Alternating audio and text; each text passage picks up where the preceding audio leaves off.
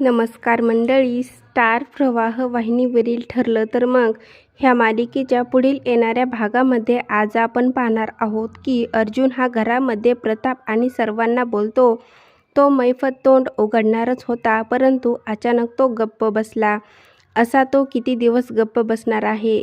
तर इकडे आपण पाहतो की नागराज सुमनला मारहाण करत असतो आणि सुमनला बोलतो, तू आता यापुढे कधीही तोंड उघडायचे नाही. तेव्हा सुमन त्याला उत्तर देते, जोपर्यंत मी जिवंत आहे तोपर्यंत मी तुमचं सत्य जगाला ओरडून ओरडून सांगणार आहे. आणि तेव्हा नागराजला सुमनचा अतिशय राग येतो व तिला तो बेदम मारहाण करू लागतो. त्यानंतर आपण पाहतो प्रिया नागराजला बोलते, आपण त्या मैफतला असे काहीतरी करायला हवे की जो जेलमध्ये काय जेलच्या बाहेर देखील आपल्या विरुद्धामध्ये तोंड उघडणार नाही. आणि तेव्हा नागराज हा प्रियाला बोलतो, आता आपल्याकडे फक्त एकच हुकूमचा हिक्का आहे. तो हुकूमचा हिक्का आता आपल्याला बाहेर काढावा लागेल.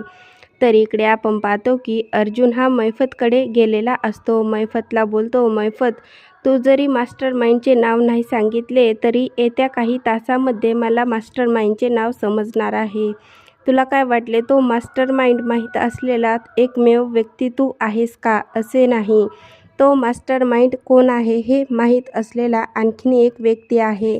फक्त आता तू विचार कर की तुझं काय होणार आहे ते. आणि तेव्हा मैफत देखील विचारामध्ये पडलेला असतो.